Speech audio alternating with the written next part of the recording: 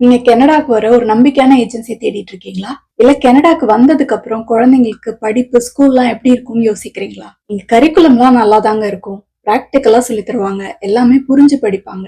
9th great வரைக்கும் test, exam, ரிசல்ட்ங்கிற டென்ஷனே இருக்காது. நான் ஸ்கூல்லாம் இந்தியாலே படிச்சுட்டேங்க. காலேஜ் தான் படிக்க வரேன். வேலைலாம் கிடைக்குமா அப்படின்னு கேக்குறீங்களா? இப்போ நிலைமை சரியில்லைதான்.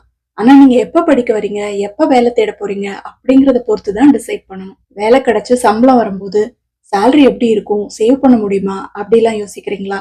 இங்க ஒருத்தர் சேலரி வாங்கினாலும் சரி, 2 பேர் சம்பளம் வாங்கினாலும் சரி, உங்களோட சேலரி அதிகமாக ஆக கவர்மெண்ட்டுக்கும் பேங்க்குக்கும் தான் நிறைய கட்டுற மாதிரி இருக்கும். இல்ல ஒண்ணுமே வராதுங்க. இந்த தலைவலியே எனக்கு வேண்டாம், நான் விசிட்டர் விசால கனடாக்கு வந்துட்டு போறேன்ப்பா அப்படிங்கிறீங்களா? அதுக்கு என்ன டாக்குமெண்ட்ஸ் எல்லாம் சப்மிட் பண்ணும், என்ன ரீசன்லாம் சொல்லலாம், என்ன ரீசன்லாம் சொல்லக்கூடாது அப்படின்னு பெரிய லிஸ்டே இருக்குங்க. இத பத்தி டீடைலா பேசி நான் ஒரு வீடியோ போட்டிருக்கேன். ஸ்ட்ரீம் ஆயிட்டு இருக்கு, மறக்காம செக் பண்ணி பாருங்க.